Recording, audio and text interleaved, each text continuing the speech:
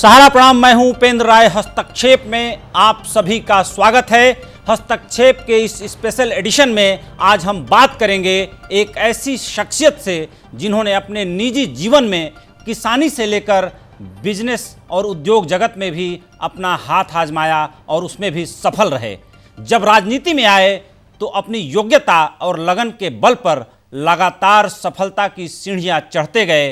फिर अपनी पार्टी में उस मुकाम तक पहुंचे जहां पूरी पार्टी की बागडोर उनके हाथों में सौंप दी गई।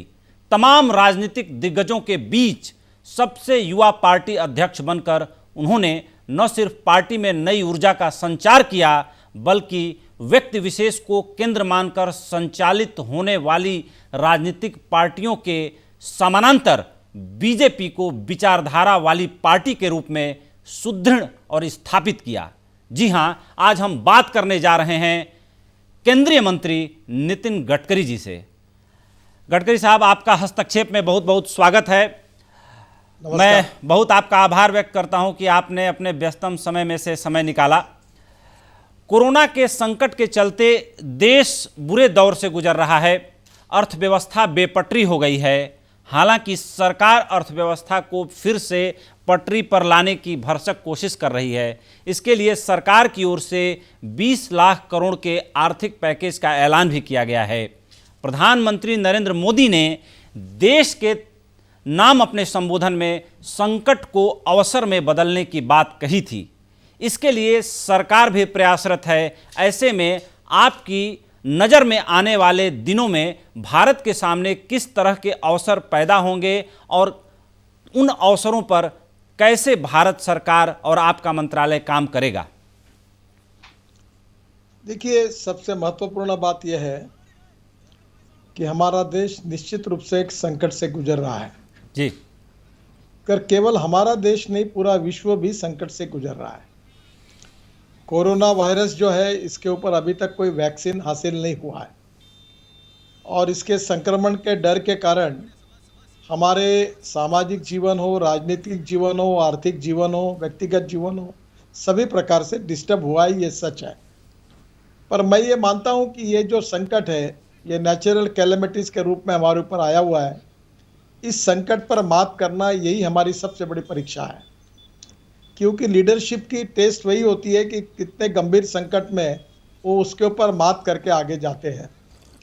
तो कोरोना वायरस के खिलाफ जो हमारी लड़ाई है वो भी हम जीतेंगे और आर्थिक लड़ाई भी इसके कारण शुरू है। आर्थिक लड़ाई में भी काफ़ी बड़े बड़े संकट हमारे सामने हैं। We are the fastest growing economy, पर इस आर्थिक लड़ाई में भी हम जीतेंगे। मेरे हिसाब से इन संकट का मुकाबला करने के लिए सबसे बड़ी आवश्यकता है पॉजिटिविटी की और सेल्फ कॉन्फिडेंस की। बिल्कुल। और ये निर्माण करने में आप जैसे मीडिया के लोगों का भी इम्पोर्टेंट रोल है और हम सब के सहयोग से हम पॉजिटिविटी लाएंगे, सेल्फ कॉन्फिडेंस को निर्माण करेंगे। और जैसे अटल जी की वो कविता में कहा था, उन्होंने वो बहुत सुंदर कहा था कि कदम से कदम मिलाकर चलना होगा, या हम होंगे कामयाब, या कोशिश करने वालों की कभी हार नहीं होती जी। इसी फीलिंग के साथ समाज को और देश को इस संकट का मुकाबला करके आगे जाना होगा और हमारी जीत होगी। इस विश्वास के साथ निश्चित रूप से आगे जाने के लिए हम अपने उद्दिष्ट को हम निश्चित रूप से पूरा करेंगे। आपके कंधों पर सूक्ष्म, लघु और मझोले उद्यम यानी एमएसएमई मंत्रालय की भी जिम्मेदारी है। आपका मंत्रालय बहुत प्रासंगिक हो गया है कोरोना संकट की वजह से। इस सेक्टर पर बहुत बड़ी मार पड़ी है। अगर अर्थव्यवस्था को पटरी पे लाना है तो इनका खास ख्याल रखना होगा। हालांकि सरकार ने इनके लिए कुछ महत्वपूर्ण ऐलान भी किया है। ऐसे में हम जानना चाहेंगे कि आखिर में इस सेक्टर को आईसीयू से बाहर लाने के लिए आप क्या नीतियां बना रहे हैं, क्या रणनीति बना रहे हैं और कैसे इस सेक्टर के लोगों को एक नया उत्साह, नया कॉन्फिडेंस, नया मोटिवेशन दे रहे हैं?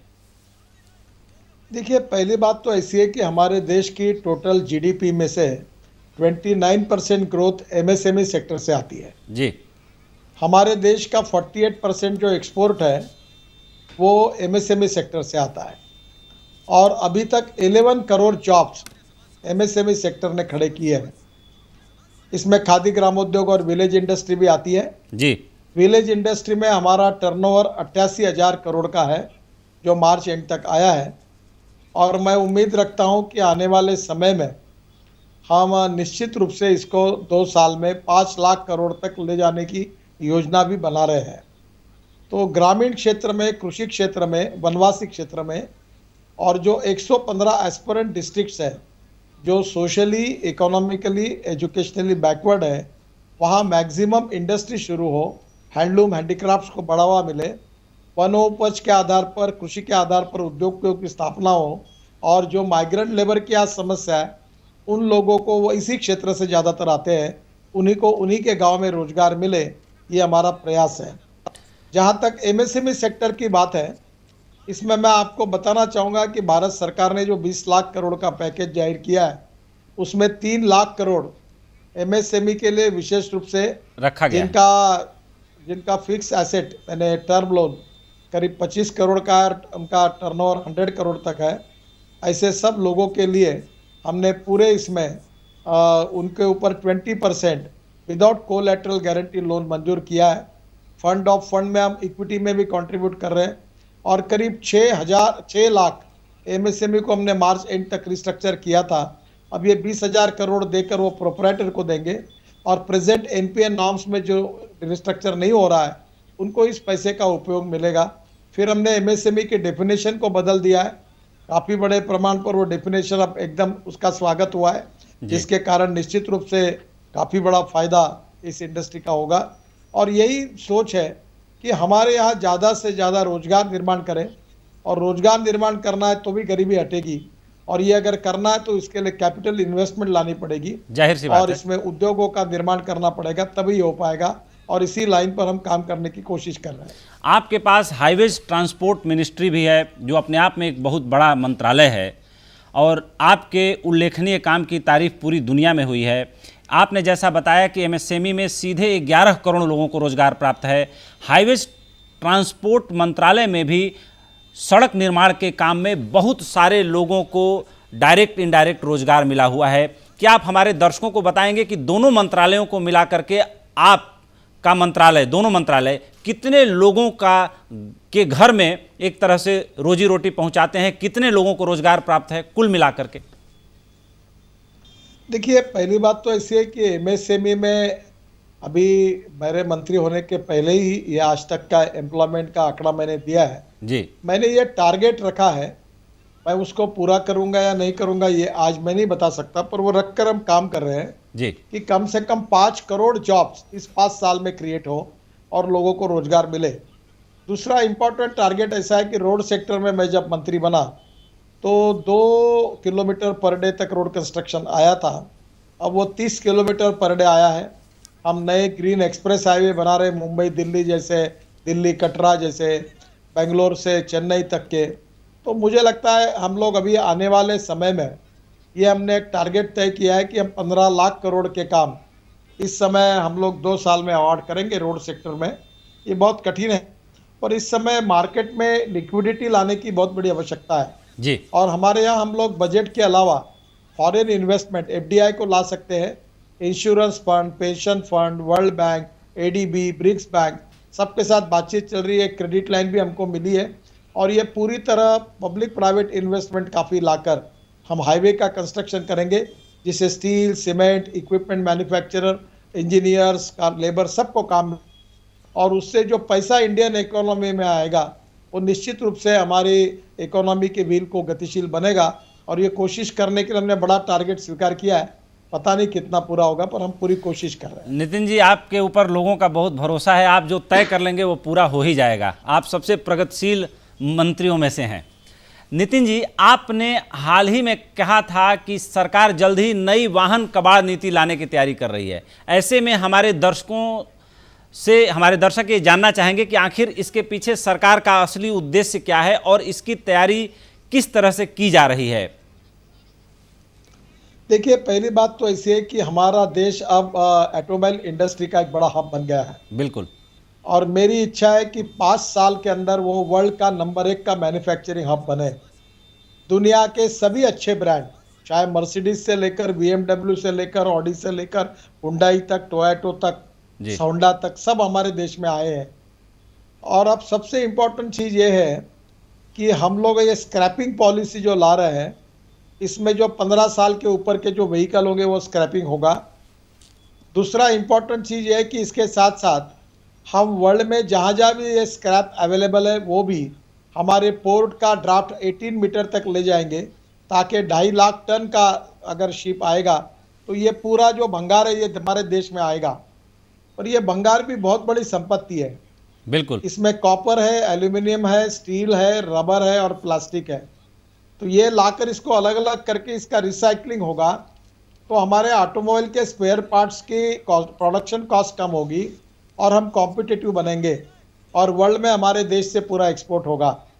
तो आप इसमें इम्पोर्टेंट चीज़ ये है कि हमने ethanol, methanol, biodiesel, bio CNG और इलेक्ट्रिक जी। और मैंने तो हाइड्रोजन फ्यूल सेल की भी कार दिल्ली में चलाई। तो ये पूरी टेक्नोलॉजी हम ला रहे हैं और वर्ल्ड में अभी हमारे इथेनॉल पर जो उत्तर प्रदेश में, हमारे कर्नाटक में, महाराष्ट्र में जो शुगर केन जूस से इथेनॉल बनता है उसके ऊपर चलने वाली बाइक्स आ गई है।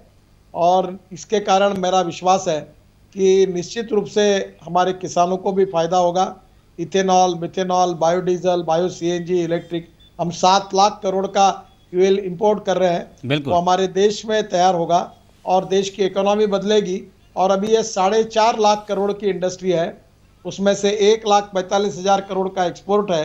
और मेरा विश्वास है कि सबसे ज़्यादा रोजगार देने वाली ये इंडस्ट्री आज ही है और ये भविष्य में 5 साल में वर्ल्ड के नंबर 1 की manufacturing industry, manufacturing hub Bharat बनेगा।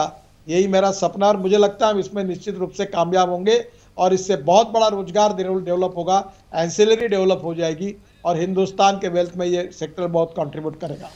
नितिन जी, आपने वैकल्पिक फ्यूल और फॉसिल फ्यूल के बारे में बात किया। अब पूरी दुनिया जो है इलेक्ट्रिक व्हीकल्स की तरफ भी मूव कर रही है, क्योंकि ओजोन लेयर के जो होल्स हैं, अगर अल्ट्रा रेज को अगर पृथ्वी पर आने से रोकना है तो ज़रूरी है कि पूरी दुनिया में कार्बन एमिशन को रोका जाए, एक ग्रीन एनवायरनमेंट तैयार किया जाए। आपने ग्रीन हाईवेज की भी बात की, ग्रीन एयरपोर्ट्स भी हमारे देश में अब बन रहे हैं। तो हमारे यहाँ शायद जो लक्ष्य रखा गया है कि 2030 तक सड़कों पर दौड़ने वाले वाहन इलेक्ट्रिक वाहन होंगे। ट्रांसपोर्ट मंत्रालय भी आपके पास है हाईवेज के साथ साथ। तो ये जो लक्ष्य हमारे यहाँ है कि फॉसिल फ्यूल से गाड़ियों को अब शिफ्ट किया जाएगा 2030 तक और इलेक्ट्रिक वाहन सड़कों पर दिखाई देंगे, जैसा कि ब्रिटेन में 2022 तक का लक्ष्य है। अमेरिका में भी तेजी से ट्रांसफॉर्मेशन हो रहा है। हमारे यहाँ की क्या योजना है, क्या रणनीति है? बिल्कुल आपने सही बात कही है कि इकोलॉजी एंड एनवायरनमेंट हमारी सबसे बड़ी कंसर्न है और दिल्ली जैसे शहर में पोल्यूशन के कारण कितनी समस्याएं खड़ी हुई है ये आपको पता है। बिल्कुल, 46 लाख मौतें हुई हैं देश में। हाँ, अभी इसलिए हमने काफ़ी इनिशिएटिव लिए हैं जी। और विशेष रूप से हम एक इलेक्ट्रिक हाईवे भी पायलट प्रोजेक्ट बना रहे हैं। अब इलेक्ट्रिक की बस, इलेक्ट्रिक की कार, इलेक्ट्रिक की बाइक भी मार्केट में आ गई है। मैंने 2 इलेक्ट्रिक बाइक को भी लॉन्च किया हुआ है जी। और इलेक्ट्रिक हमारे देश में जनरेट होती है और इलेक्ट्रिक से कोई पोल्यूशन नहीं होता। बिल्कुल। तो आप सबसे इम्पोर्टेंट चीज़ है कि हम लोग ट्रक और बसेस के लिए भी हमारे हाईवे पे मैं अभी बीच में स्वीडन गया था और वहाँ के लोगों के साथ अभी मुझे एक प्रेजेंटेशन भी है और हमने टेक्नोलॉजी के बारे में कोशिश कर रहे कि पहला पायलट प्रोजेक्ट हो जिसमें एक रेल जैसी रोड पर नीचे में रहेगी, ट्रक जाएगा, बस जाएगी, उसके नीचे चार्ज होगी और चार्ज होने के बाद एक 15-20 किलोमीटर में चार्ज होगी, फिर 200 किलोमीटर विदाउट चार्जिंग चलेगी, फिर चार्जिंग करेंगे, फिर आगे जाएगी। और इस प्रकार की इलेक्ट्रिक की सिस्टम लाने की भी हम कोशिश कर रहे हैं। बाद में हमारे यहाँ गन्ना उत्पादक किसानों का अगर कल्याण करना है जी, तो हमारे पास शुगर सरप्लस है, हमारे पास चावल सरप्लस है, हमारे पास गेहूं सरप्लस है। अब प्रधानमंत्री जी ने चावल से इथेनॉल बनाने की भी अनुमति दी है और इसलिए बिहार में, पंजाब, हरियाणा में और हमारे उत्तर प्रदेश में, महाराष्ट्र में अनेक जगह पर हम लोग अभी इससे इथेनॉल भी बनाएंगे ताकि हमारा इंपोर्ट कम होगा और किसानों के इसको कुछ ना कुछ उसकी कीमत मिलेगी। आपको पता होगा कि अब हमारे पास 3 से 4 साल तक जितना लगेगा उतना गेहूँ और चावल सरप्लस है, 2 साल की चीनी हमारे पास सरप्लस है और इसलिए हमें डाइवर्सिफिकेशन एग्रीकल्चर में करना होगा, नहीं तो बहुत मुश्किलें पैदा होगी। बिल्कुल। तो हम उसके लिए भी प्लानिंग कर रहे हैं कि एमएसएमई में हम लोग राइस से इथेनॉल बनाना, कॉर्न से इथेनॉल बनाना और फूड ग्रेन से इथेनॉल बनाना, शुगर केन जूस से इथेनॉल बनाना, मोलाइसिस से इथेनॉल बनाना, बीहेवी मोलाइसिस से इथेनॉल बनाना ये सब बातें उत्तर प्रदेश बिहार के लिए बहुत उपयोगी होगी और ये सब बातों को हम लाने की कोशिश कर रहे हैं। ये ग्रीन फ्यूल से हमारा पोल्यूशन को भी कम होगा और उल्टा हमारा देश इंपोर्ट सब्स्टिट्यूट कॉस्ट इफेक्टिव और पोल्यूशन फ्री। और मैं आपको उपेंद्र जी और एक बात बताऊंगा, यहाँ तक वो सीमित नहीं है सर। हमने हमारे हवाई जहाज पिछले 26 जनवरी को जी जी, आपने स्पाइस जेट की फ्लाइट फ्यूल पर भी चलाई। जी जी जी, वो क्या था थोड़ा बताएं। वो भी 100%। वो ऐसा था कि 26 जनवरी को हमारे फाइटर जेट और हेलीकॉप्टर भी ये जेट्रोफा ऑयल से तैयार किए हुए एविएशन फ्यूल से चलाए गए। फिर हमने इनिशिएटिव लेकर एक स्पाइस जेट का विमान देहरादून से दिल्ली 25% हमारे जेट्रोफा ऑयल से जो है वो फ्यूल बनाकर लाया। पेट्रोलियम इंस्टीट्यूट देहरादून ने इसका रिसर्च किया था। अब हमारे जंगलों में बायोटेक्नोलॉजी का उपयोग करके रतनजोत, मोह, साल, करंज और टोली, इससे हम लोग bio aviation fuel, bio diesel भी बनाने की सोच रहे हैं और बायोटेक्नोलॉजी से उसका ऑयल परसेंटेज और प्रोडक्टिविटी भी बढ़ेगी और ये आगे का फ्यूचर है। तो हमारी 40,000 करोड़ जो हवाई जहाज में हवाई ईंधन हम यूज कर रहे हैं पेट्रोलियम का, वो भी हमारे देश के वनवासी और आदिवासी तैयार करेंगे तो बहुत बड़ी बात होगी और देश की गरीबी दूर होगी। बहुत बेहतर नितिन जी, सुन के बड़ी खुशी हो रही है। ये चीज़ें ज़मीन पे उतर रही हैं जो कभी हमारे देश के लिए सिर्फ सपना हुआ करती थी। आपने हाल ही में कहा था कि सरकारी एजेंसियां सार्वजनिक क्षेत्र के उपक्रमों और बड़े उद्योगों के ऊपर एमएसएमई का करीब 5 लाख करोड़ रुपए बकाया है। जाहिर है कि ये कोई छोटी रकम नहीं है और अगर ये रकम जल्द से जल्द सूक्ष्म, लघु एवं मझोले उद्योगों को नहीं मिला तो उनकी हालत और ज़्यादा खराब हो जाएगी। ऐसे में हम जानना चाहेंगे कि सरकार इस दिशा में क्या कुछ कदम उठा रही है ताकि उन्हें उनका बकाया मिल जाए।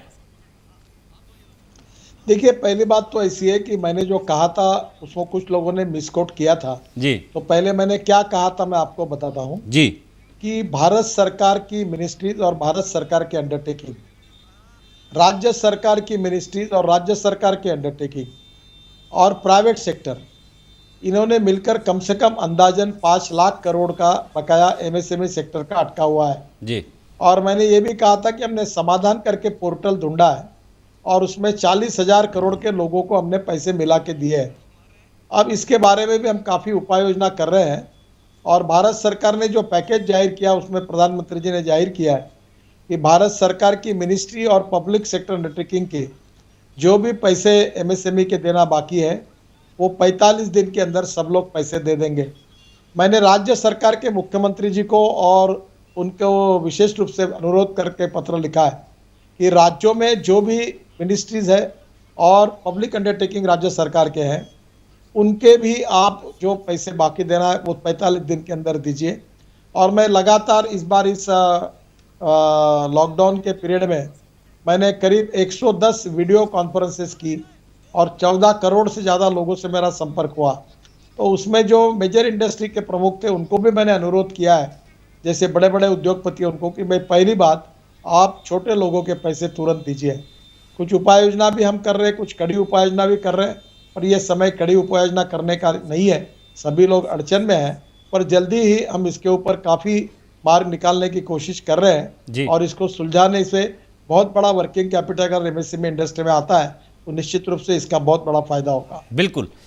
आपने जब से सड़क और परिवहन मंत्रालय का कार्यभार संभाला है उसके बाद से ही सड़क निर्माण का काम तेजी से बढ़ा है, ये सब मानते हैं और जानते भी हैं। भारतीय राष्ट्रीय राजमार्ग प्राधिकरण दिल्ली मुंबई एक्सप्रेसवे परियोजना पर काम कर रहा है, आपने इसके बारे में बताया भी। हाल ही में आपने कहा था कि अगले 2 सालों में आपका मंत्रालय सड़क निर्माण पर 15 लाख करोड़ रुपए खर्च करने की तैयारी में है। मौजूदा संकट के दौर में सरकार ये रकम कैसे जुटाएगी? देखिए, पहली बात तो ऐसे कि दिल्ली से मुंबई जो हाईवे ये ग्रीन अलाइनमेंट है, नया रोड है जी।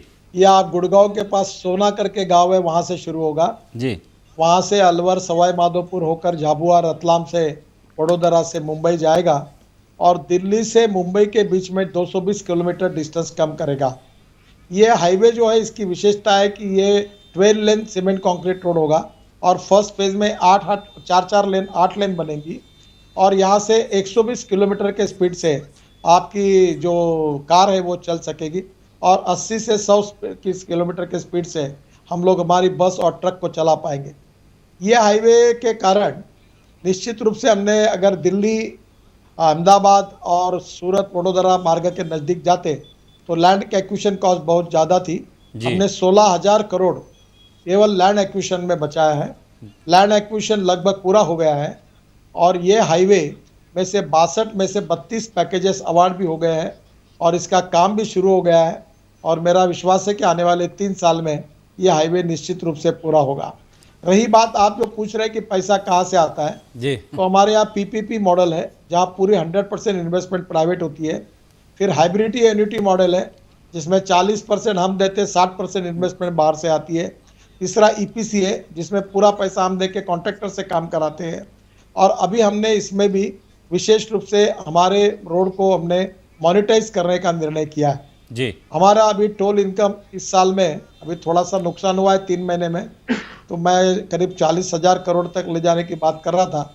वर्तमान में ये 28,000 करोड़ तक है, पर हम लोग इस साल के एंड तक 40,000 करोड़ तक जाएंगे और 5 साल में 1 लाख करोड़ हमारा इनकम होगा। इसमें रोड के बाजू में हम स्मार्ट सिटी, स्मार्ट विलेजेस बनाने की बात सोच रहे हैं, लॉजिस्टिक पार्क बनाने की बात सोच रहे हैं, रोड साइड एमिनिटीज़ की बात कर रहे हैं और अलग अलग पेट्रोल पंप भी होंगे, उसका भी इनकम हमको मिलेगा और ये पूरा इनकम मिलकर हम 1 लाख करोड़ 5 साल में करेंगे।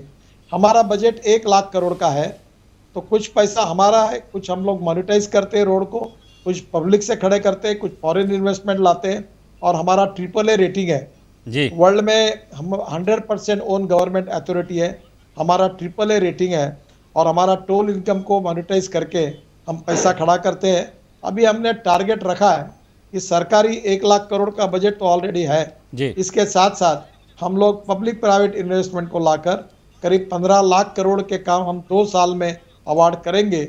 ऐसा टारगेट हमने तय किया, ये कोई कमिटमेंट नहीं है। अब देखिए इतने से कितना काम कर पाएंगे, क्योंकि इस समय देश की इकोनॉमी बहुत कठिनाई के गुजर से चल रही है और मार्केट में लिक्विडिटी आने की ज़रूरत है और इसलिए इंफ्रास्ट्रक्चर में ज़्यादा से ज़्यादा इन्वेस्टमेंट आएगी तो मार्केट में लिक्विडिटी आएगी तो ग्रोथ रेट बढ़ेगा, रोजगार की निर्मित होगी और निश्चित रूप में देश में सबसे बड़ी आवश्यकता है। हम भी हमारे डिपार्टमेंट से पूरी ताकत लगाकर कोशिश करेंगे।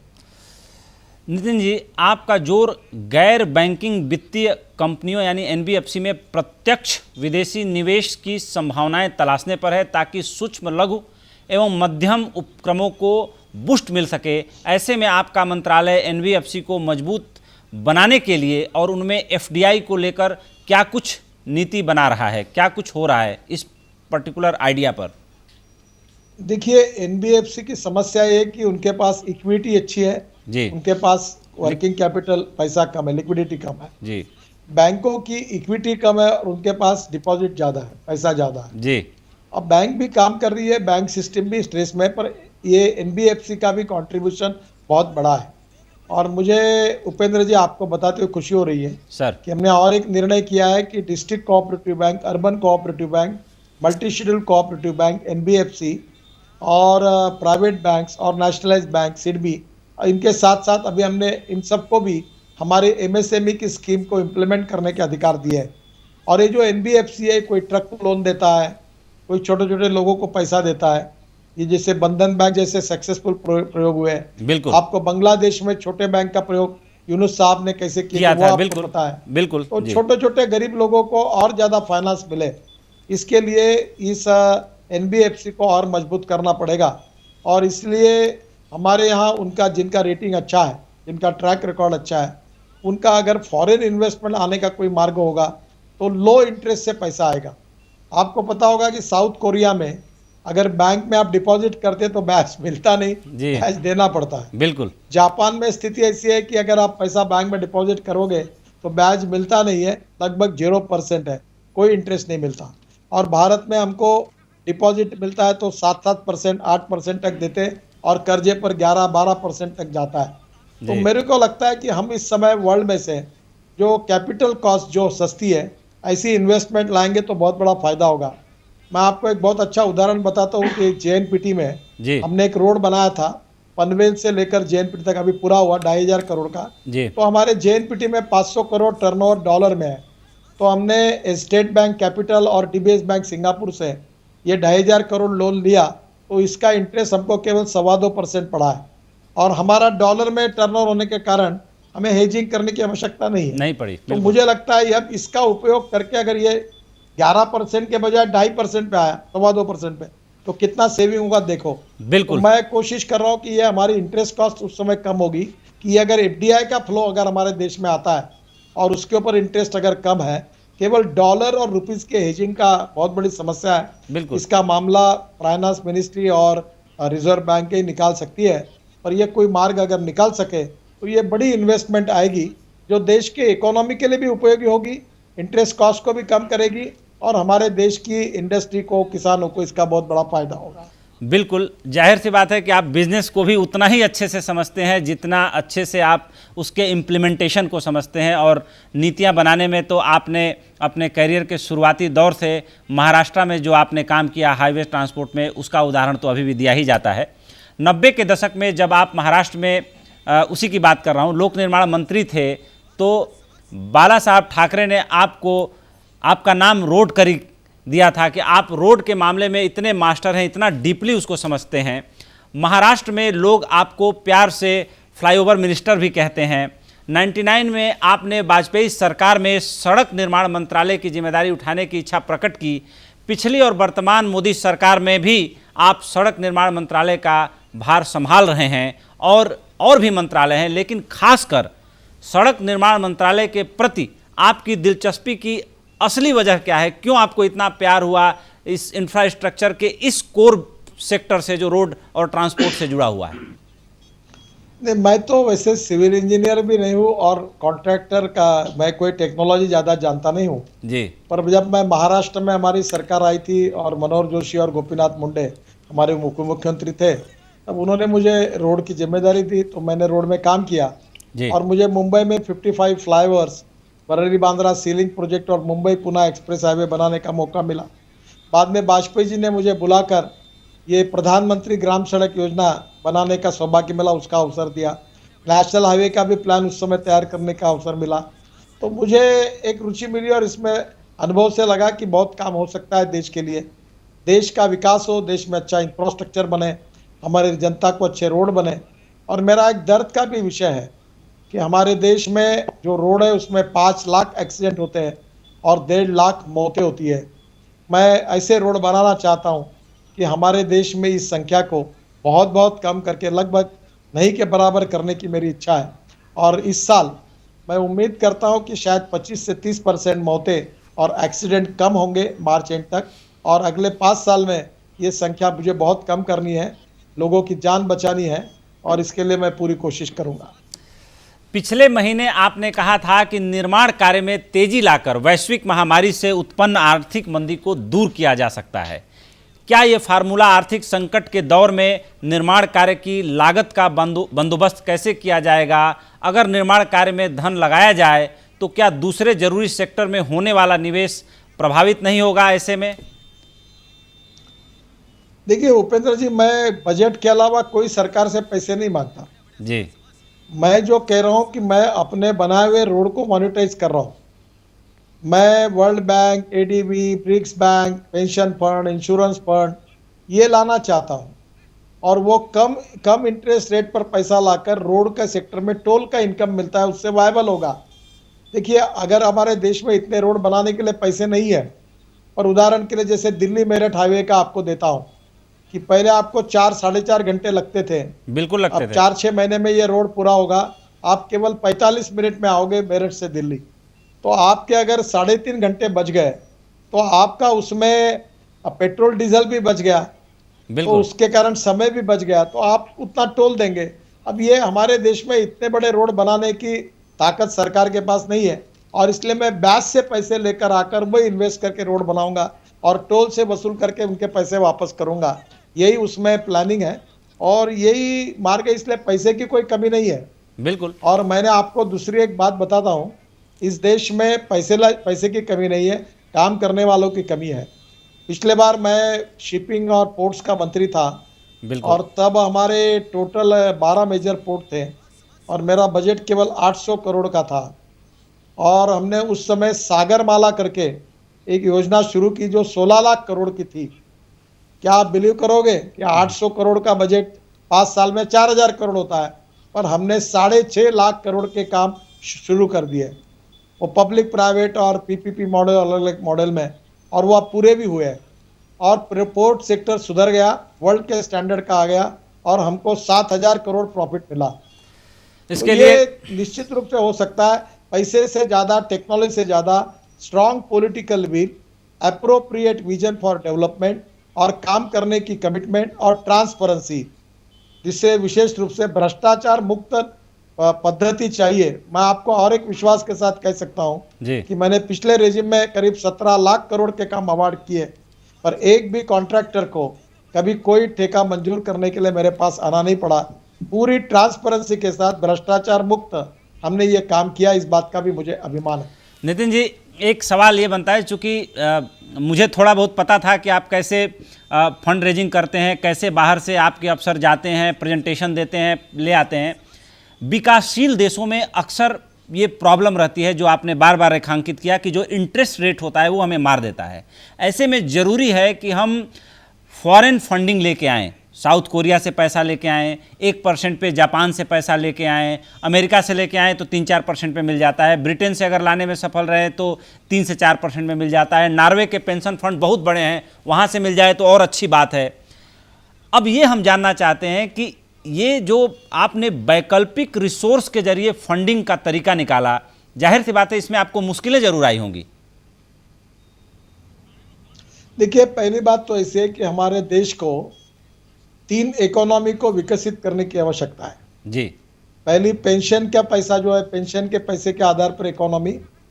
दूसरी जो है वो इंश्योरेंस, ये बहुत बड़ा सेक्टर है जिनके पास बहुत पैसा है जी। अभी LIC ने मुझे 1.25 लाख करोड़ देने का वादा किया, 25,000 करोड़ दे दिए। तो इंश्योरेंस इकोनॉमी और तीसरी शेयर इकोनॉमी।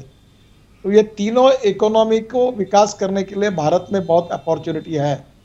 और एक बात जरूर है कि ये पब्लिक प्राइवेट इन्वेस्टमेंट, पैसा लाना वापस करना, तो क्या होता है कि ये फाइनेंस में और अधिकारियों को ये सब बातों को कन्विंस करने में बहुत कठिनाई आती है, क्योंकि उनको रूटीन वर्क में बजट आता है, उतने पैसे से काम होते हैं। तो फाइनेंशियल मॉडल को मीडिया को भी समझाना, लोगों को भी समझाना और सरकारी अधिकारियों में भी समझाना बहुत कठिनाई होती है। उनको लगता है ये रिस्क ले रहे, फिर वो बोल देते कर्जा बढ़ गया। कर्जा बढ़ा तो टोल भी बढ़ा, तो कोई ना कोई कर्जे के फिर मीडिया कुछ न्यूज छपवा देती है। तो ये आता है क्योंकि हम public private investment, PPP mode, hybrid annuity mode, ये हम अभी तक ठीक प्रकार से समझा नहीं पाए। अभी रेलवे में हमने, शिपिंग में, पोर्ट्स में और रोड में बहुत काम प्राइवेट पब्लिक हुआ है। अभी रेलवे में हो सकता है। अभी मैं बस पोर्ट, जैसे एयरपोर्ट बने वैसे हर शहर में एक मेजर प्लेस पर बस पोर्ट की जगह है, वो जगह पर एक सुंदर मॉल्स बन सकते हैं, अंडरग्राउंड पार्किंग बन सकता है, एयर कंडीशन बस स्टेशन बन सकता है, पानी पे उतरने वाले और एयर स्ट्रिप पे उतरने वाले MPBS सी प्लेन आ सकते हैं, कैटरमैरन हाइवरक्राफ्ट डेवलप हो सकते हैं। अभी मैं नागपुर में हमारे यहाँ बंडेरा से लेकर गोंदिया तक, गोंदिया से लेकर चंद्रपुर तक वाया नागपुर, और बंडेर से लेकर नरखेड़ तक वाया नागपुर, और उसके बाद बंडेर से लेकर हमारे वड़सा तक मैं अभी एक ब्रॉडगेज मेट्रो की कल्पना लाया हूँ, जो मेट्रो बनाने के लिए 300 करोड़ रुपए पर किलोमीटर खर्चा आता है। तो ब्रॉडगेज मेट्रो 4 से 5 करोड़ पर किलोमीटर पे आएगी। और नागपुर में अब मेट्रो बनी है, तो 2 स्टेशन पर ब्रॉडगेज मेट्रो से आकर लोग उतरेंगे और स्टैंडर्ड गेज मेट्रो में जाएंगे और पूरा प्रवास मेट्रो पे होगा। तो बसेस और इसकी जरूरत ही नहीं पड़ेगी, पेट्रोल डीजल से कोई पोल्यूशन नहीं होगा, और पब्लिक ट्रांसपोर्ट और इलेक्ट्रिसिटी। अभी जैसे दिल्ली से आपको लुधियाना जाना है, जालंधर जाना है, चंडीगढ़ जाना है, तो 4 डब्बे की एयर कंडीशन, जैसे मुंबई में लोकल ट्रेन है वैसे ब्रॉडगेज मेट्रो, ये तुरंत अगर 1-1 घंटे में छुट्टी जाएगी, उसमें एग्जीक्यूटिव क्लास रहेगा, फर्स्ट क्लास का, कुछ लोगों को सामान रखने के लिए जगह होगी, और लोग लोकल जैसे फास्ट जाएंगे। और हमारे पैसेंजर की स्पीड 40 किलोमीटर प्रति घंटा है, एक्सप्रेस की स्पीड 60 किलोमीटर प्रति घंटा है, और ब्रॉडगेज मेट्रो की स्पीड 120 किलोमीटर प्रति घंटा है। तो ये स्पीड भी बढ़ जाएगी, इलेक्ट्रिक पर चलेगी, और कैपिटल कॉस्ट भी कम लगेगी, लोगों को रोजगार मिलेगा, और हमारा पब्लिक ट्रांसपोर्ट भी सुसह्य होगा। दिल्ली से जयपुर तुरंत जा सके। तो इस टाइप के शहरों को जोड़कर एग्जिस्टिंग रेलवे के ब्रॉडगेज का उपयोग करके मेट्रो का निर्माण करने की मैं कोशिश कर रहा हूँ। अभी नागपुर के लिए मंजूर हुआ है, पर सबको समझाते समझाते, इसकी वायबिलिटी समझाते और ये आउट ऑफ बॉक्स सब थिंकिंग होता है, तो थोड़ी कठिनाई होती है समझाने में, पर मैं कभी पीछा छोड़ता नहीं, मैं लगा रहता है। और लगा रहता हूँ तो फिर कभी ना कभी वो हो ही जाता है। नितिन जी, आपके दो कामों की बड़ी भारत में लगभग चारों तरफ तारीफ हो रही है। एक कि जो फर्जी ड्राइविंग लाइसेंस लेकर के कोई आदमी बलिया में, उत्तर प्रदेश के बलिया जिले में ड्राइविंग लाइसेंस बना के केरल में घूम रहा है, और केरल में ड्राइविंग लाइसेंस बना के जो है पटना में गाड़ी चला रहा है। और ख़ास तौर पे जितनी गाड़ियों के नंबर प्लेट हैं, उनके नंबर्स हैं, सबको आपने डिजिटलाइज किया और ऐप के जरिए एक ग्रिड बना के एक जगह रखने का काम किया। जाहिर सी बात है कि डिजिटल भारत का सबसे कोई बढ़िया एग्जाम्पल है जो इसको हथेली पे रख के दिखाया जा सकता है, वो आपके ये दो काम हैं। इन कामों को करने में कितनी मुश्किल आई, कितनी परेशानी हुई और कैसे करने में आप सफल रहे? देखिए, अभी जैसे डिजिटल आपके मोबाइल फ़ोन में जी, हमने आपके डॉक्यूमेंट, इंश्योरेंस के डॉक्यूमेंट, ड्राइविंग लाइसेंस सब उसमें स्टोर किया जी। और एक वॉल्ट में रख दिया। अब पुलिस ने बोला आपने मोबाइल पर तुरंत खोल के उसको सब लाइसेंस बता दिए, तो नेचुरली ये एक बहुत बड़ी सिस्टम हो गई कि आपको साथ में घूमकर लेने की आवश्यकता नहीं है। नहीं, बिल्कुल। दूसरी बात, हमने इसका ब्रॉड बेस बनाकर पूरी तरह से ई गवर्नेंस के साथ इसका डाटा मेंटेन किया है। अभी एक ड्राइवर क्या करता था, जी, दिल्ली में भी लाइसेंस लेता था, जयपुर में लेता था, महाराष्ट्र में लेता था, एक जब्त हो गया तो दूसरे पे चलता था। तो अब वो ड्राइवर नहीं चल पाएगा और उसका ड्राइविंग लाइसेंस कहीं भी झूठ निकला तो पता चल जाएगा। बाद में इसका ब्लड ग्रुप भी होगा, अगर कहीं भी एक्सीडेंट हुआ तो तुरंत आपको पता चलेगा कि इसका ब्लड ग्रुप क्या है, इसको क्या क्या डिसीजेस है। तो ये एकदम सिस्टम रिफॉर्म हो गई। और अब अच्छा नहीं है मैंने बताना, पर नया मोटर व्हीकल एक्ट पास होने के कारण अभी हमारे देश में 30% बोगस लाइसेंसेस थे जी। और जो लोग ड्राइविंग लाइसेंस न लेते हुए फर्जी लाइसेंस पे चलते थे वो बंद हो जाएंगे, उससे एक्सीडेंट भी कम होंगे। और वैसे देश में 22 लाख ड्राइवरों की कमी है। हम ड्राइविंग ट्रेनिंग इंस्टीट्यूट भी खोल रहे हैं ताकि हमारे देश में लोगों को इसमें रोजगार मिल सकता है। और मैं आपके मार्फत आह्वान करूंगा कि बैकवर्ड एरिया में, एग्रीकल्चर रूरल एरिया में ड्राइविंग ट्रेनिंग स्कूल और खुलती है तो निश्चित रूप से हमारे यहाँ बहुत लड़कों को रोजगार मिल सकता है। जरूर इसके लिए लोगों की तरफ से अगर शुरुआत होगी तो बहुत बड़ा उपयोग होगा। जी, कोरोना और लॉकडाउन के कारण एमएसएमई संकट महसूस करता रहा है। इस दौरान आप उद्योगों का मनोबल बढ़ाने के लिए यहाँ तक कि छात्रों के साथ भी वीडियो कॉन्फ्रेंसिंग करते रहे हैं। कोविड-19 के संकट को अवसर में बदलने की बात करते रहे हैं, उन्हें भरोसा दिलाते रहे हैं कि मैं हूँ ना। इस भरोसे का आधार क्या है? एमएसएमई में असंगठित क्षेत्र के लोगों को बहुत ज़्यादा रोजगार मिला हुआ है। अब एक बड़ी मायूसी सी रही है मजदूरों के साथ जो हुआ है, उस भरोसे को कैसे वापस ले आ रहे हैं आप? देखिए, एक तो बात इम्पॉर्टेंट है कि लोगों में निगेटिविटी हुई है और डर है, फ्रस्ट्रेशन है और निराशा है जी। और इसके कारण लोग मुंबई से लखनऊ और पटना तक पैदल चल निकल गए। देखो, इस प्रकार के डर से तो होगा नहीं। संकट गंभीर है, समस्याएं गंभीर है। और मैं अक्सर अपने जीवन में एक उदाहरण को याद रखता हूँ कि मैं जब स्टूडेंट लीडर था तो हम सब चुनाव हारते थे। हमारे पार्टी को लोग बोलते थे कोई भविष्य नहीं है, तब मुझे लोग कहते थे कि ये पार्टी छोड़ दो। तो उसी समय मैं कहा नहीं, मैं अपनी आइडियोलॉजी है, मैं नहीं छोड़ूंगा। और मुझे इस बात की खुशी है कि उस समय मुझे किताब पढ़ने के लिए मिला, मेरे एक मित्र ने प्रेजेंट किया था जी। वो रिचर्ड निक्सन की ऑटोबायोग्राफी थी और उसमें उन्होंने कहा था the man is not finished when is defeated but he is finished when he quits. युद्ध में हारने के बाद कोई समाप्त नहीं होता, युद्ध में छोड़कर जब भाग जाता है तो समाप्त होता है। बिल्कुल। और इसलिए मैं मानता हूं कि ये ब्लेसिंग इन डिस्गाइज है। हम डरेंगे नहीं, पॉजिटिविटी के साथ, सेल्फ कॉन्फिडेंस के साथ लड़ेंगे, कोरोना पर भी जीत हासिल करेंगे और इकोनॉमिक वॉर भी जीतेंगे, हम यशस्वी होंगे। यही आत्मविश्वास को निर्माण करना चाहिए। और मुझे इस बार बहुत अच्छा मौका मिला, मैं नागपुर में था 2 महीने, तो मैंने वीडियो कॉन्फ्रेंस के द्वारा 110 कम से इस प्रकार की विजिट्स की। टीवी के इंटरव्यू भी कम से कम 40-50 किए होंगे जैसे आप जैसे, जी, और जी। वो मैं ऐड नहीं किया हूँ। पर जो आंकड़ा मुझे मिला, मैं 14 करोड़ से ज़्यादा लोगों को मैं उनके पास जा सका। एक तो कार्यक्रम में मैं वर्ल्ड की 50 यूनिवर्सिटी के 6000 स्कॉलर एक समय उनसे मैं बात कर रहा था और मैंने इसमें उनको बात करने का मौका मिला। ये टेक्नोलॉजी का महत्व, क्योंकि मैं भी इतना फैमिलियर ये सोशल मीडिया से नहीं था, पहली बार मुझे ये महत्व समझने में आया और इसके कारण मैं लोगों तक पहुंच सका हूँ। आज मैं नागपुर में हूँ, आप मेरा इंटरव्यू ले रहे हैं। बिल्कुल, मैं दिल्ली में बैठा हूँ, करोड़ों लोगों तक मैं पहुंच रहा हूँ। जी, जी, ये जी। टेक्नोलॉजी का चमत्कार है और मैं मानता हूँ कि इसका उपयोग करके लोगों में पॉजिटिविटी बढ़ाना, उनका मोरल बढ़ाना और उनको सेल्फ कॉन्फिडेंस को बढ़ाना। अहंकार और सेल्फ कॉन्फिडेंस इन दो शब्दों में बहुत कम अंतर है। हम लोग अहंकारी न रहे, पर हम लोग आत्मविश्वासी बने और स्वयं आत्मविश्वास हमारा निर्माण हो जाएगा, तो इस संकट पर, दोनों संकट पर मात करके हम निश्चित रूप से विजयी होंगे, यही मेरा विश्वास है। नितिन जी, प्रधानमंत्री मोदी जी जब आप अध्यक्ष थे तो जाहिर सी बात है आपके साथ गुजरात के मुख्यमंत्री के रूप में काम कर रहे थे। आज वो भारत के प्रधानमंत्री है, आप उनके साथ एक कुलीग मंत्री की तरह काम कर रहे हैं। क्या खूबियां आप उनके अंदर देखते हैं? क्योंकि जब उनको कैंपेन कमेटी का चेयरमैन बनाया गया था तो कोई ऐसा पहला पॉलिटिशियन थे, जब उन्होंने कमल का फूल लेकर के सेल्फी डाला था तो उसको बड़ा जो है मीडिया ने हाथों हाथ लिया था। और जाहिर सी बात है कि टेक्नोलॉजी का इस्तेमाल प्रधानमंत्री ने बहुत बेहतर तरीके से शुरू से किया है।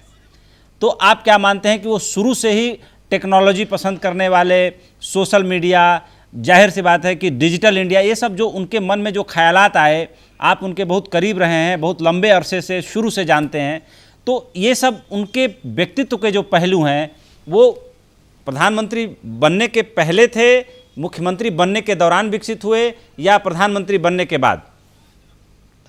देखिए, मुख्यमंत्री करके भी उन्होंने बहुत अच्छा काम किया है जी। उनको, एक तो पहली बात है उनको एक विजन है विकास की, दूसरी बात है निर्णय करने की क्षमता है, और तीसरी बात ऐसी कि बहुत परिश्रमी है जी।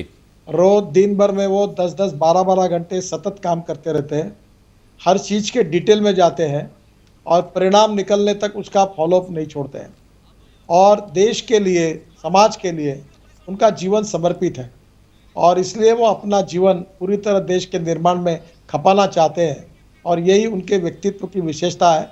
और सभी क्षेत्र में आज वर्ल्ड लीडर करके भी उनको जो रिकग्निशन, रिस्पेक्ट मिला है, तो सभी क्षेत्र में फॉरेन पॉलिसी से लेकर रूरल डेवलपमेंट तक, एग्रीकल्चर से लेकर तो इंडस्ट्री तक, और इंफ्रास्ट्रक्चर में रोड से लेकर एविएशन तक, सभी क्षेत्रों में कैसे हमारा देश आगे जाए, आत्मनिर्भर भारत कैसे बने, दुनिया की सबसे बड़ी सुपर इकोनॉमिक पावर कैसे बनेगी, और उसके साथ 5 ट्रिलियन की इकोनॉमी कैसे बनेगी, 100 लाख करोड़ का इंफ्रास्ट्रक्चर कैसे बनेगा, इस विजन के साथ लगातार परिश्रम करके काम करते हैं, और उनके साथ काम करने का आनंद भी मिलता है। और निश्चित रूप से उन्होंने जो उद्दिष्ट सामने रखा है वो पूरा करने की जो जिम्मेदारी मेरे ऊपर भी है, मुझे लगता है कि मैं जो जिम्मेदारी है वो पूरी करके, उन्होंने जो उद्दिष्ट दिया हुआ है वो निश्चित रूप से हम पूरा करेंगे, यही हमारी सब लोगों की कोशिश होती है। आपको नहीं लगता कि जिस तरीके से ये कोरोना की महामारी आई, एमएसएमई सेक्टर का जिम्मा ये मंत्रालय आप लीड कर रहे हैं, हाईवेज ट्रांसपोर्ट का मंत्रालय आप लीड कर रहे हैं, पहले कार्यकाल में भी, दूसरे कार्यकाल में भी, एमएसएमई अचानक बहुत ज़्यादा प्रासंगिक और महत्वपूर्ण इसलिए हो गया कि जाहिर सी बात है कि इतने ज़्यादा लोगों का रोजगार उससे जुड़ा हुआ है, और जो बचे हुए लोग हैं उनको भी रोजगार इसी सेक्टर से दिया जा सकता है। तो आपको नहीं लगता कि आपके कंधों पर कुछ ज़्यादा जिम्मेदारी पहले से आ गई है? देखिए, जिम्मेदारी तो है जी। और मैं ये भी मानता हूँ कि मैं व्यक्ति करके मेरी भी मर्यादा है जी। पर मैं जितना कुछ मेहनत कर सकता हूँ, परिश्रम कर सकता हूँ और इस उद्दिष्ट को पूरा कर सकता हूँ, ये मैं मानता हूँ कि politics is a instrument of socio economic reform, राष्ट्र के पुनर्निर्माण का प्रभावी उपकरण है और सामाजिक आर्थिक परिवर्तन का प्रभावी उपकरण है। हम कोई परमानेंट नहीं है, हम टेम्पररी है। जब तक हमें अवसर मिला है, हम देश के लिए, समाज के लिए, गांव, गरीब, मजदूर, किसान के लिए उनका जीवन सुसह्य हो, इसके लिए जो भी कर सकते हैं वो करना चाहिए। यही राष्ट्रवाद है। बिल्कुल। और इसलिए हमारी कमिटमेंट यही है कि राष्ट्रवाद, गुड गवर्नेंस एंड डेवलपमेंट और अंत्योदय, जो पंडित दीनदयाल उपाध्याय जी का, महात्मा गांधी जी का सामाजिक आर्थिक चिंतन था कि समाज के आखिरी पायदान पर जो व्यक्ति खड़ा है, जो सोशली, इकोनॉमिकली, एजुकेशनली बैकवर्ड है और जिसके पास रहने के लिए मकान नहीं, खाने के लिए रोटी नहीं है, शरीर पर कपड़ा नहीं है, उसको हम भगवान माने, परमेश्वर माने और उसकी निरंतर सेवा करते रहे और इस परिस्थिति को हम बदले। और इसीलिए मैंने टारगेट तय किया है कि मैं आने वाले 5 साल में 5 करोड़ जॉब तैयार हो देश में, और उसमें से ट्राइबल, फॉरेस्ट के क्षेत्र में हो, और हमारी एग्रीकल्चर, रूरल इकोनॉमी आगे जाए, और विलेज इंडस्ट्री का टर्नओवर जो आज 88,000 करोड़ है, वो टर्नओवर कम से कम 5 लाख करोड़ तक जाए, और गाँव के लोगों को रोजगार के लिए शहरों में आने की जरूरत ना पड़े, गांव सुखी, समृद्ध, संपन्न बने।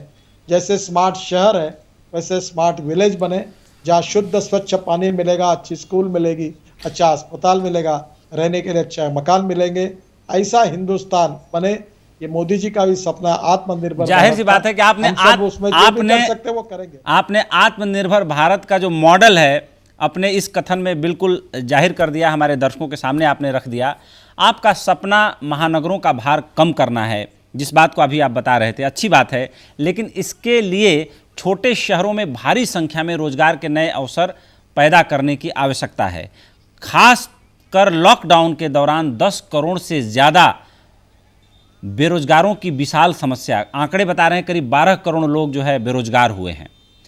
तो जो ये थ्योरी नई आई है कि भाई ऐसे लोग इतने बेरोजगार हो गए इस संख्या से, तो इस समस्या से निपटने का बेहतरीन उपाय जैसा आप बता रहे थे वो है, लेकिन वो उपाय ज़मीन पर कैसे उतरेगा, उसके लिए जाहिर सी बात है कि सबसे बड़ी चुनौती प्रधानमंत्री मोदी के सामने भी और आपके सामने भी यही है कि भाई जो लोग मेन स्ट्रीम से कट गए थे, जो काम कर रहे थे, उनका काम छिन गया है, उनके हाथों को काम वापस से ले आकर दिया जाए। और जाहिर सी बात है कि जब उनके हाथों में काम आएगा तभी इकॉनमी का पहिया तेज़ी से चलना शुरू होगा।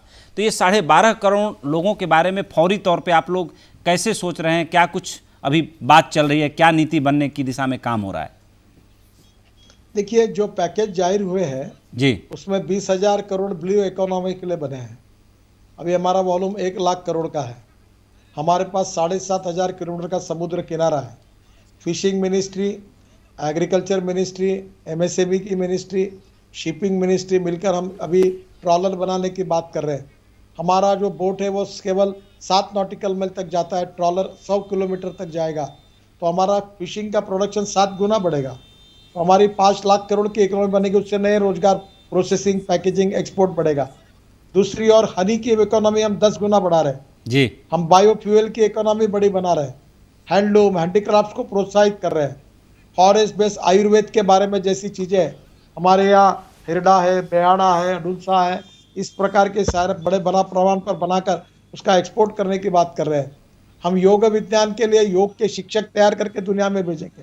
तो ऐसे बहुत से फील्डों में कहाँ रोजगार मिल सकता है, इसकी योजना हमने तैयार की है।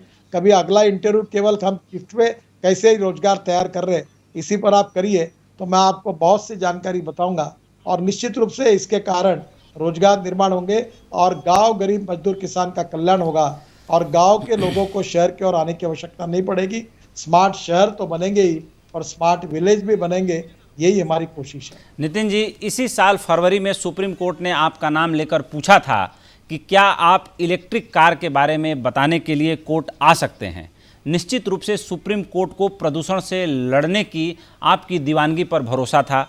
इलेक्ट्रिक कारों के इस्तेमाल से वाहनों से निकलने वाले लेड और कार्बन मोनोऑक्साइड जैसे प्रदूषकों की मात्रा में तो निश्चित रूप से कमी आएगी, लेकिन बैटरी चार्ज करने के लिए बिजली की खपत बढ़ेगी। दूसरी सच्चाई ये भी है कि भारत में 83% ऊर्जा कोयले से प्राप्त होती है। कोयला संयंत्रों से वातावरण में नाइट्रिक और सल्फर ऑक्साइड, कार्बन डाइऑक्साइड और प्रदूषण फैलाने वाली दूसरी हाइड्रोकार्बन जैसी गैसें निकलती हैं, फैलती हैं। ऐसे में जब तक स्वच्छ ऊर्जा उत्पन्न न की जाए तब तक इलेक्ट्रिक कार के इस्तेमाल का क्या औचित्य है, और इलेक्ट्रिक कारों के इस्तेमाल को लेकर के हमारे यहाँ क्या मॉडल है, सर संक्षेप में ज़रा इसको बताएं। देखिए, पहली बात तो ऐसी है कि हमारा वाटर जो पावर का सोर्स है वो केवल थर्मल पावर नहीं है जी, विंड पावर है, सोलर पावर है, हाइड्रो पावर है। जैसे बड़े बड़े डैम बनते हैं अभी आसाम में और विशेष रूप से अरुणाचल में, बहुत बड़ा पोटेंशियल है हाइड्रो पावर का। हमारे यहाँ गंगा में एक पंचेश्वर करके प्रोजेक्ट है, 6,000 मेगावाट पावर हाइड्रो पावर तैयार हो सकती है, जो नेपाल और भारत के बीच में चर्चाएं चल रही है। हमारे यहाँ हिमाचल प्रदेश में, उत्तराखंड में, कश्मीर में है, हाइड्रो पावर बन रही है। फिर हमने सोलर पावर को बहुत बढ़ावा दिया है, काफ़ी बड़े पर ₹2.40 तक सोलर का रेट आया है, जबकि थर्मल पावर का रेट 3.5-4 रुपये तक है पर यूनिट। तो अब ये सोलर पावर भी आई है। दूसरा विंड पावर भी हमने बड़े प्रमाण पर लाई है, तो विंड पावर भी हमारे पास अवेलेबल है। तो मुझे लगता है कि अब थर्मल पावर को कम करना और ये जो नॉन कन्वेंशनल एनर्जी की पावर है जिसमें सोलर है, विंड है, और बाद में हमने ग्रीन पावर भी तैयार की है। वो जो हमारे यहाँ शुगर फैक्ट्री में बगास से ये जो हमारी ग्रीन प्रोजेक्ट है उसमें भी पावर तैयार हो रही है। अभी हम लोग आपका परेली जो जलाते हैं उत्तर प्रदेश, हरियाणा और पंजाब में उससे हम लोग बायो सीएनजी तैयार करके गाड़ियां चलाने की एक्सपेरिमेंट सक्सेसफुल हुआ है। तो ऐसी अनेक बातें हैं जी कि हम अपारंपरिक ऊर्जा का उपयोग करके करें। और दूसरा जो आपका ये जो कहना है कि थर्मल पावर का, तो पुरानी टेक्नोलॉजी आउटडेटेड हुई है, जी अभी उसमें भी काफ़ी टेक्नोलॉजी बदली है और बड़े बड़े प्रोजेक्ट में उससे पोल्यूशन काफ़ी कम हुआ है। फिर भी हम अपारंपरिक ऊर्जा को ज़्यादा प्राधान्य दें। अब हमारे जो समुद्र में जो हमारी ये है लाटा जिसको कहते हैं समुद्र में, जी जो उसके आधार पर भी हम लोग अभी पावर तैयार करने की कोशिश कर रहे हैं। तो ये निश्चित रूप से नॉन कन्वेंशनल एनर्जी जो है, जो ग्रीन पावर है, उसको बढ़ाने की कोशिश हमारे देश में हो रही है और इसके कारण भी हमारे पास पावर उपलब्ध होगी और वो निश्चित रूप से हमारे ऑटोमोबाइल इंडस्ट्री में, हमारे पब्लिक ट्रांसपोर्ट के लिए, कार के लिए, बस के लिए, ट्रक के लिए, स्कूटर के लिए आएगी। अब इलेक्ट्रिक साइकिल भी आई है, जी इलेक्ट्रिक साइकिल भी बहुत अच्छी है, जी ये भी अभी आएगी, तो निश्चित रूप में हमारा विकास होगा। हम लोग अपने इंटरव्यू के आखिरी चरण में है और देखिए धीरे धीरे बात करते करते 55 मिनट का समय बीत गया, पता ही नहीं चला। आपने इतनी इंटरेस्टिंग बातें बताई। आखिरी दो सवाल। प्रदूषण नियंत्रण के लिए आप वैकल्पिक तकनीक पर जोर देते रहे हैं, जैसे सड़क निर्माण में प्लास्टिक का उपयोग, बालों के उपयोग से सीमित ऊर्जा का उत्पादन इत्यादि। कोरोना संकट काल के दौरान या उसके बाद इन तकनीकों का उपयोग रोजगार सृजन और अर्थव्यवस्था को सहारा देने के बारे में आपकी कुछ नई योजनाएं बनी हैं इस दिशा में, या इस दिशा में कुछ आगे सोच रहे हैं कि इनको डेवलप किया जाएगा और एक नई तरह की टेक्नोलॉजी से लोगों को जोड़ा जाएगा, क्योंकि आप बहुत प्रयोगधर्मी हैं? देखिए, आपने बहुत मेरा प्रिय विषय है जी। पहला विषय ऐसा है कि innovation, entrepreneurship, science, technology, research, skilled and experiences, इसको हम नॉलेज कहते हैं जी। तो conversion of knowledge into wealth. और दूसरा मेरा प्रिय विषय है conversion of waste into wealth. इस देश में कोई वेस्ट नहीं है, अगर अप्रोप्रिएट टेक्नोलॉजी होगी तो वेस्ट से वेल्थ बन सकती है। और मैं एक प्रयोग ऑलरेडी हमने सक्सेसफुली किया कि नागपुर म्यूनिसिपल कॉरपोरेशन का टॉयलेट का पानी हमने साफ करके 325 करोड़ रुपए साल का इनकम मिला है।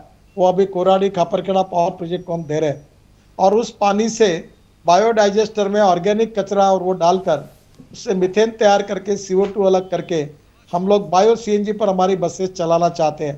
तो मुझे लगता है कि ये सब प्रयास हमारे हो रहे हैं और अभी काफ़ी बड़े प्रमाण पर LNG हमारा फ्यूल है भविष्य का। तो LNG को कॉम्प्रेस करके बायो सीएनजी बनेगा और ये जो कचरा है पूरे देश में जी। गंगा में लेकर अनेक बायोडाइजेस्टर में लगा है, उससे भी हम लोग मीथेन निकालकर CO2 अलग करके बायो सीएनजी बनाकर हम लोग उससे काफ़ी बड़े प्रमाण पर काम कर सकते हैं। और ये वेस्ट टू वेल्थ, ये बहुत बड़ी कल्पना है। 5 लाख करोड़ की इकोनॉमी बन सकती है। जो प्लास्टिक निकलता है उसको हम रोड में 8% डांबर में डाल सकते हैं, प्लास्टिक और रबर को। उसके साथ साथ जो ऑर्गेनिक वेस्ट है उसे हम लोग बायोडाइजेस्टर में डाल के बायो सीएनजी बना सकते हैं, उसका खाद बन सकता है, ऑर्गेनिक खाद आगे। तीसरी बात, बाकी जो स्टील है, एल्यूमिनियम है, उसका प्लास्टिक है, उसका रिसाइकलिंग भी हो सकता है। तो अलग अलग प्रकार की अब ये टेक्नोलॉजी आई हुई है और हमारे जीवन को सुसह्य बनाने के लिए हमको एयर पोल्यूशन और वाटर पोल्यूशन से बचना है। गंगा को आपने देखा होगा बिल्कुल कि पिछले कुंभ में जो लोग आए थे, इतना साफ सुथरा अविरल निर्मल गंगा थी, लोग खुश हो गए। तो हम लोग मैं परसों ही कल ही लेदर इंडस्ट्री वालों के साथ बात कर रहा था, तो कानपुर के लोग बोल रहे थे, तो मैंने कहा सब कुछ करना, गंगा को गंदा नहीं करना, ETP प्लांट लगाओ, पानी को शुद्ध करो, गंगा में गंदा पानी नहीं छोड़ना। तो मुझे लगता है वाटर पोल्यूशन और एयर पोल्यूशन ये बहुत महत्वपूर्ण है। 3 बातें इंपॉर्टेंट है, ethics, economy, ecology and environment. तो इकोलॉजी एंड एनवायरनमेंट ही उतना महत्वपूर्ण है और इससे वेस्ट टू वेल्थ, इससे हम लोग काफ़ी प्रोजेक्ट कर सकते हैं और वो करने की आवश्यकता है। आखिरी सवाल आपसे ले रहा हूं, मैंने आपसे एक भी राजनीतिक सवाल नहीं लिया, एक आखिरी राजनीतिक सवाल ले रहा हूं। भारत के आत्मनिर्भर अभियान की, उसके पैकेज की विपक्ष ने हर तरह से धज्जियां उड़ाने की कोशिश की। जाहिर सी बात है, ये विपक्ष भी समझता है कि हमारी इकॉनमी $3 ट्रिलियन की इकॉनमी है, हमारे पास इतना पैसा नहीं है कि लोगों के हाथों में या उनके पॉकेट में 7,500 हज़ार रुपया नया स्कीम के तहत लगातार डाल दें। कहीं कहीं ये भी सोशल मीडिया पे पढ़ने में आया कि कुछ लोगों का ये मानना है, भारतीय जनता पार्टी में भी काम करने वाले और बड़े नेताओं का ऑफ द रिकॉर्ड, कि इस तरीके से मुफ्त में लोगों के पॉकेट में पैसा डाल के उनकी आदतें नहीं खराब करनी है। ऐसे में आप क्या मानते हैं कि आत्मनिर्भर भारत पैकेज कितना कारगर सिद्ध होगा, और न्याय स्कीम के तहत अगर 7,500 हज़ार रुपया दे ही दिया जाता तो इसमें नुकसान क्या था? देखो, पहली बात तो ऐसी है कि हमारा देश बहुत संकट से गुजर रहा है जी। हम एक लोकतांत्रिक देश है और पॉलिटिकल पार्टी हमारी ताकत है। जितना सत्तारूढ़ पार्टी का महत्व है उतना विपक्ष का भी महत्व है, और विपक्ष को लोकतंत्र में अपनी बात कहना, कुछ बातों का विरोध करना, सुझाव देना, ये भी उनका अधिकार है। मैं एक ही बात मानता हूँ कि देश बहुत संकट के समय से गुजर रहा है। इस समय जात, पंथ, धर्म, भाषा, सेक्स और पार्टी और राजनीति से ऊपर उठकर हम सब लोगों ने देश के लिए सोचना चाहिए।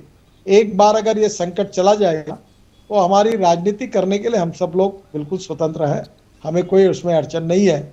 इस समय क्या मांगे करना और क्या नहीं करना वो हर पॉलिटिकल पार्टी का अधिकार है, पर आखिर ऐसा है कि हमारे देश की सरकार में, देश में कितनी क्षमता है इसका भी अंदाज लेकर ही हमको योजनाएं बनानी पड़ेगी।